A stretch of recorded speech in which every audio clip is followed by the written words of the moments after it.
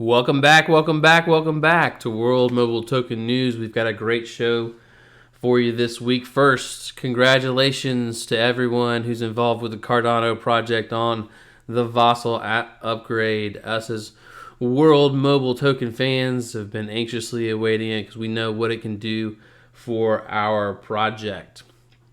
This week on the channel, let's see how big the market size is for World Mobile Token. Not just, the number of unconnected people in all of Africa, but the countries that they're licensed in, that they've already got permission to be a a network operator and their ISO, MNO and ISO, mobile network operator and their ISO. How many countries they have already have those regulations in place, how many unconnected people in those countries. Let's see how fast you think we could grow in 2023. Let's see that addressable market.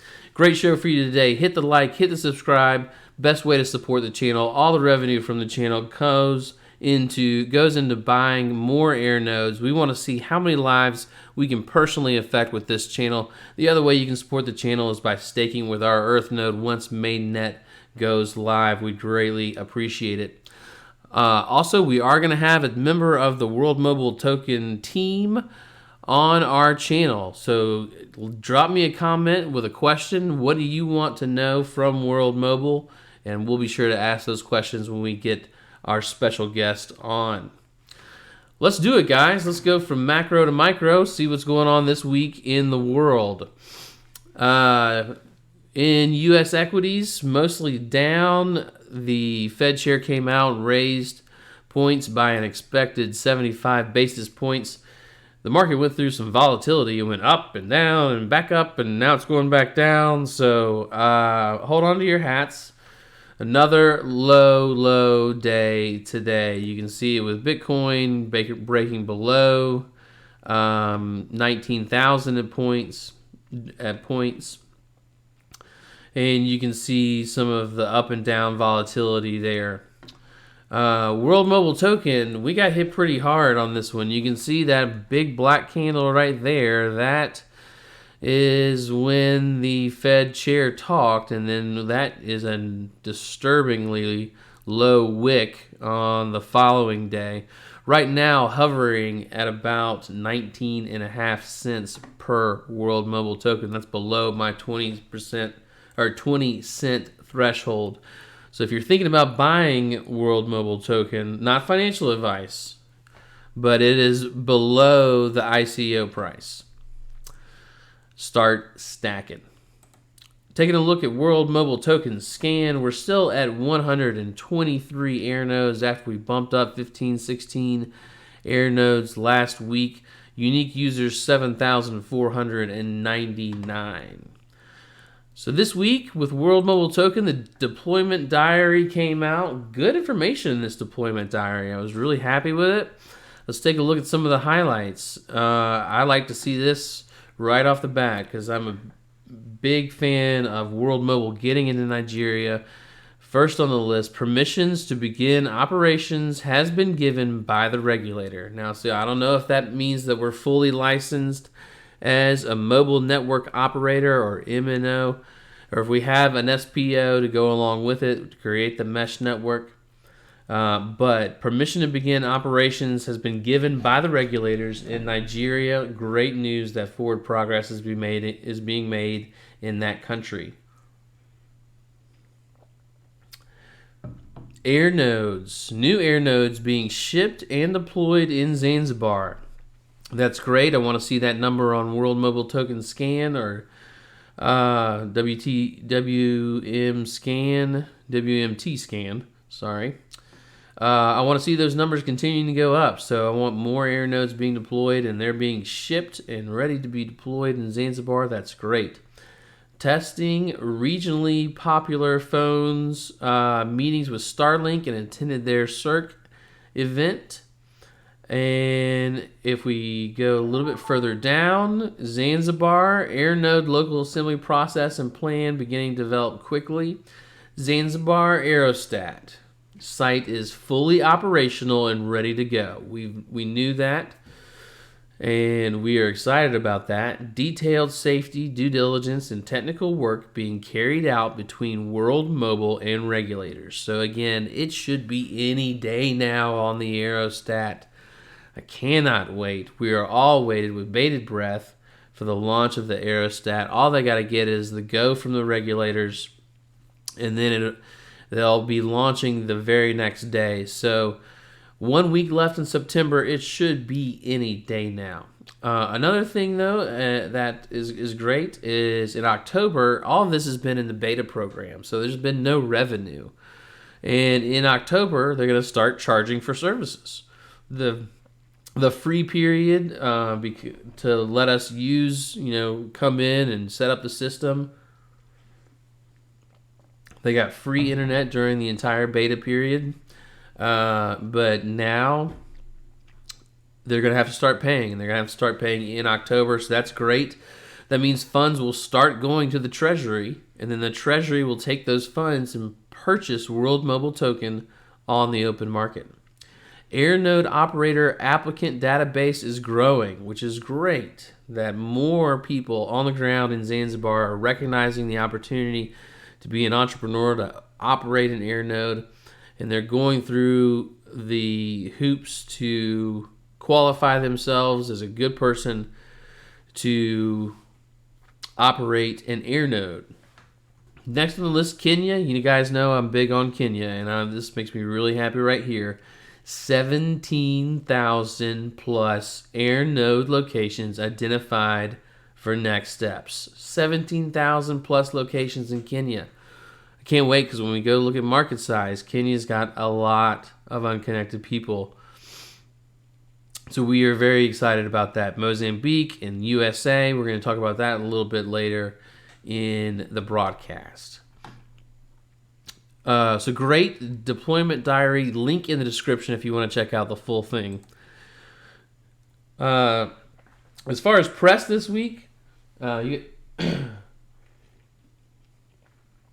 Mickey Watkins went on YouTube channel Crypto Rain and got interviewed.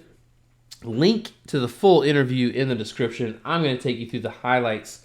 They started off by talking about privacy. Your centralized mobile network operators, they know who we call, who's on our contact list, what our photos are, where we are, what apps we use. All of that is encrypted in the blockchain with World Mobile Token. The only people that know that information are the account holder and the regulator. So the privacy, and I haven't talked enough about privacy because it is a big feature.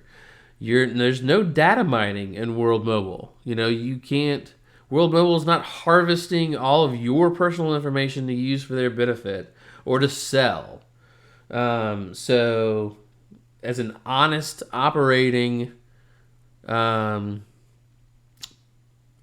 mobile network operator, you gotta appreciate that. That has got to appeal. I remember in the early '90s, we were like, when the internet first came out, we're like, oh, keep your personal information off the internet. Just don't do it. Now a car drives down an alley and rolls down the window and says, hey, are you Morgan? And we say, oh, thank goodness. Can you take me to where I live? So the anonymity is great, that your information is not being data mined out there with World Mobile. It goes on to talk about the sharing economy and how it's a disruptive technology when you think about Airbnb and Uber and how those sites have, connected the customer with, I won't say a sharing economy, but a similar sharing economy where the person doing the driving is getting a little more of the rewards, and the customer is getting a little cheaper of the price. And Yellow Cab isn't getting anything. You have to excuse me. I got COVID on Monday. I know. It's terrible.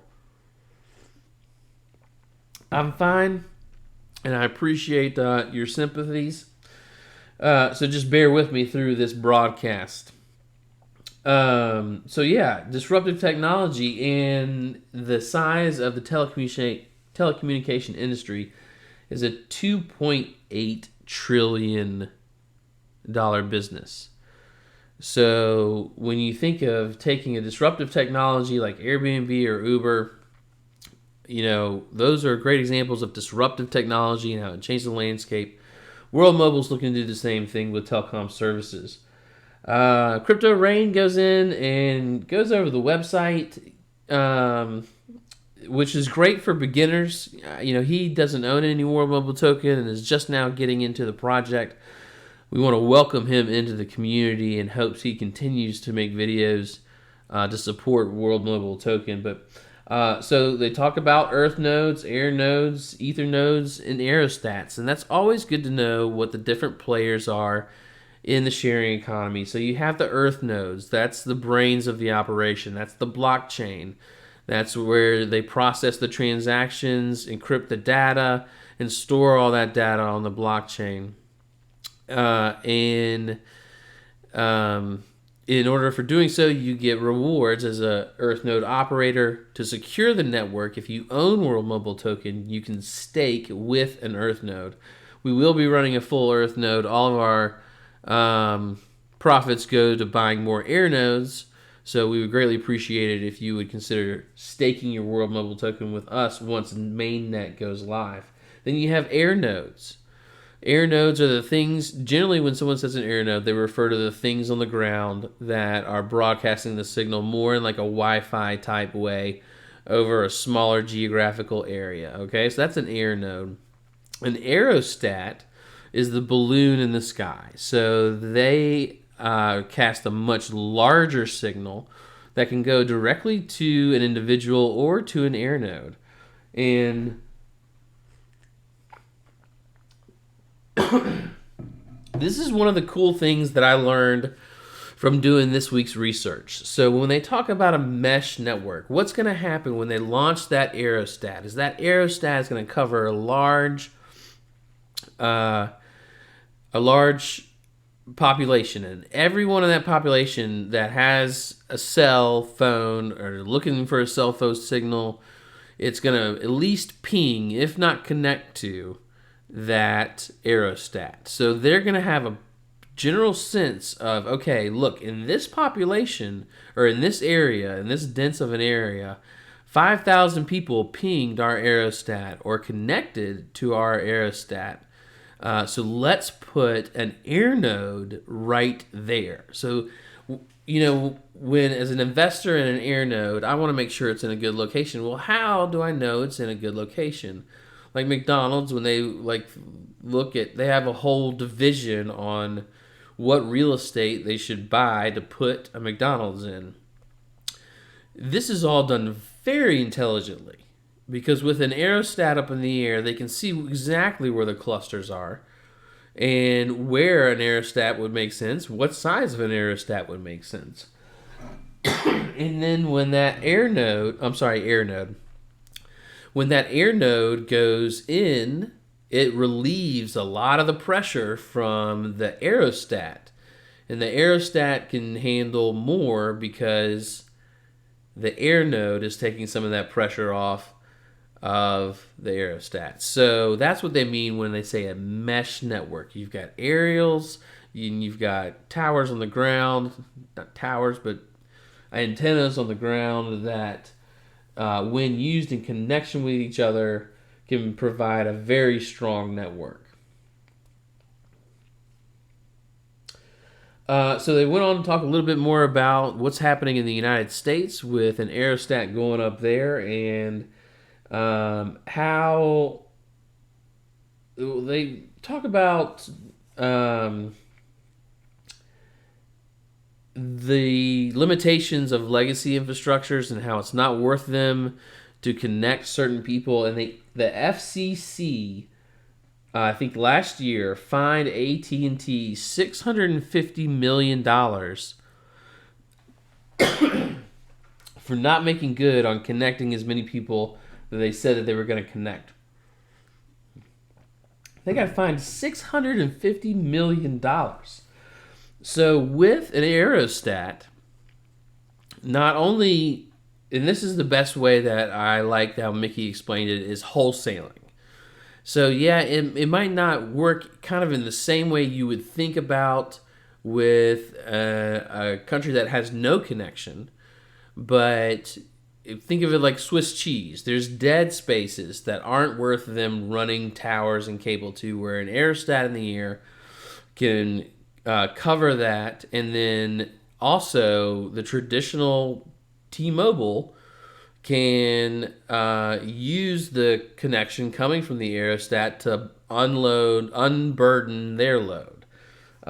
So wholesaling is the way that Mickey described it. We can wholesale. We can put up these aerostats, and yeah, it saves, geographically where some people might not be heavily densely populated. You can still have service, which is great, huge benefit, especially to those little communities that don't have service, even in the United States and Wyoming.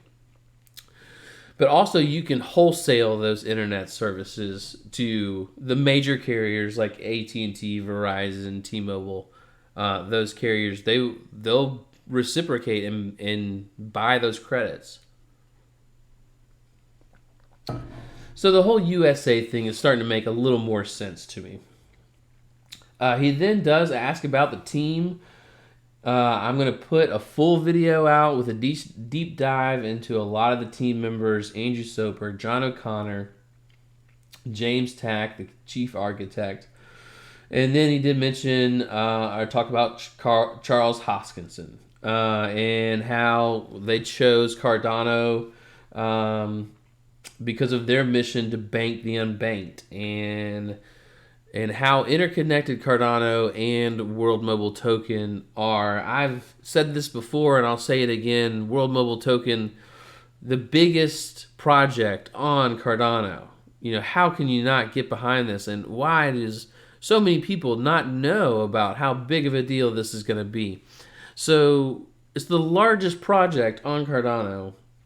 And in order to fulfill their mission of banking the unbanked, you're going to have to connect the unconnected. So Mickey said this: we've become pretty critical to them. Excuse me. He said, we've become pretty critical to them. And I'm paused there. And that's what I've said in other videos too. I don't think Cardano is going to let World Mobile fail. Cardano has an interest. They don't own any World Mobile Token, but they basically were VCs in helping getting it started. So they are a part of World Mobile, and they're so critical to their mission. I don't think they're going to let them fail. The biggest on Cardano, the biggest project on Cardano, integral to completing their mission. They're not going to let it fail. So we've been pretty critical to them and them to us. We appreciate their peer review system and them taking the time to build it right. So obviously big fans of Cardano, and when you hear Mickey talk about Cardano and why they chose Cardano, it's a no-brainer. Not just that their missions aligned, but he goes in to talk about in the interview. He's like, well, who else was going to choose? Solana wasn't even around, and we all know about their on and off issues, plus how centralized they are through their venture capitalism. And, Ethereum obviously going to work because you can't pay a $19 gas fee. So who else? Who was the likely choice? Obviously Cardano peer reviewing their work, taking it slow, building it right the first time was the way to go for Mickey. And we've talked about this in other blockchains. He goes on to talk about DIDs and how important that is to not only World Mobile, but with every World Mobile customer is going to come a digital ID, so they're going to be on the Cardano blockchain. And then what can we expose them to once they're on the chain? And how big is that going to make Cardano? I love this clip. I'm going to play it for you on that note. Just listen to what Mickey has to say about it. With one country connected for World Mobile, it will be the biggest blockchain in the world, right? And that's one country, and that's probably 10% of a country, because there's no other blockchains that really have 3-4 million users, real users. That they have bots, they have trading agents, they have machines, they have dead accounts. But with every account that World Mobile makes, it makes a DID for the user, right? So we expect to have 20, 30, 40 million people connected in the next couple of years at least. The aerostats are capable, each one is capable of connecting, on the latest stress testing, 250,000 people. Uh, the air nodes on the ground themselves are able to connect anywhere between 3,000 to 30,000, 40,000 people. So the need is so high in just Tanzania and Kenya alone, with over 25, 30 million people. If we can reach those, they become de facto users of Cardano and World Mobile. And if that's the case, then this becomes the biggest blockchain in the world. Becomes the biggest blockchain in the world. Congratulations, Cardano holders. Hopefully, with the help of Mickey Watkins and World Mobile. And I would think that those numbers that he was saying, 10% of one country, could happen easily in 2023. I mean, this is just around the corner. Kenya could do it. In fact, let's take a look. Let's go to market size. The title of the video, been beating around the bush. So they are regulated in 5 countries currently, as in they are licensed mobile network operators with an IPO,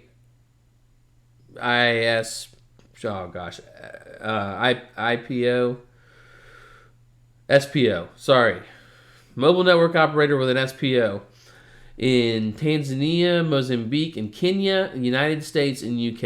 I didn't put United States and UK in here just because it's a totally different economic model where you're wholesaling, you're connecting some, yes, but you're also wholesaling services to legacy infrastructure. But when we take a look at Tanzania, Mozambique, and Kenya, population of Tanzania, 64 million, 41 million unconnected. Mozambique, population of 31 million, 22 million of them are unconnected. Kenya, 54 million, 31 of them unconnected. Just these 3 countries that we are already fully licensed in to operate, ready to go, just ready to take that blueprint that we've done in Zanzibar and copy and paste it into these countries with millions and tens of millions of unconnected people. That's 94 million unconnected people. Nigeria is next on the list. We saw it on the update that they released for this week. 109 million in Nigeria alone, and that's going to be the next country to fall. I can't wait. If you include Nigeria, which they made progress on recently, so it's going to happen, it's imminent, you're looking at 203 million unconnected people that we have regulatory permission to go after. So bring on the tender of telecom where I can buy an air node. I'm ready to buy an air node, and I'm ready to connect the unconnected. I know you people out there are as well. The last thing they did, our Mickey went to Mainnet 2022 conference. Talked a little bit, or didn't talk, but had a diagram about HAPs, high altitude pseudo satellites. So that is that's the connection or technology that they're continuing to develop. They want to go higher and higher and higher in the sky. Obviously, 300 to 500 feet. They're not going to stop there. They want to get up into the stratosphere, and who knows what they can do with that type of range. He did go in and talk at Mainnet about why the blockchain was so important, from the shared economy to a thing called proof of service. I don't know if you've heard me talk about this before, but one of the proprietary things they have is a proof of service algorithm.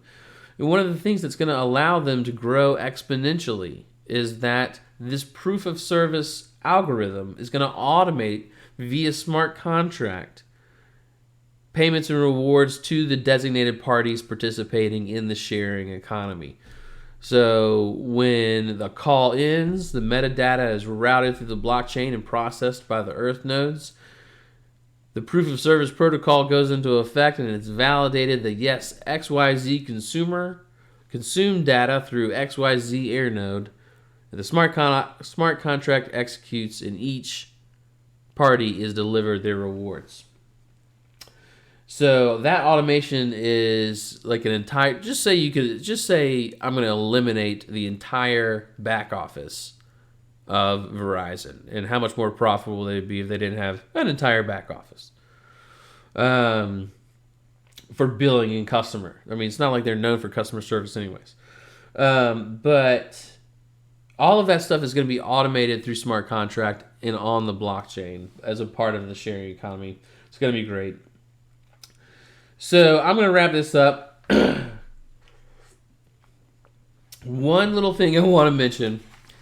So he, on the interview in Mainnet, was talking about, I know he didn't do this as a dig against Helium, but when he was talking about different mesh networks and connect and people that are trying to do kind of the similar things, he kind of pointed out Helium and said, World Mobile is already making 3 times the money that Helium is making on their entire network with just 105 air nodes. Night and day, people. Thanks a lot. Have a great week. If you enjoyed the show, hit the like, hit the subscribe, leave me a comment. Best way to support the channel. All the profits from the channel are going into buying air nodes. We want to see how many people we can connect. If you own World Mobile token, stake it with the vault.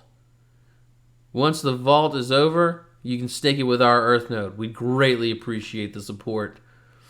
And look forward to having a World Mobile Token team member on our show. Drop a comment. Let me know what you want to know from World Mobile. Thanks a lot, guys. Have a great week.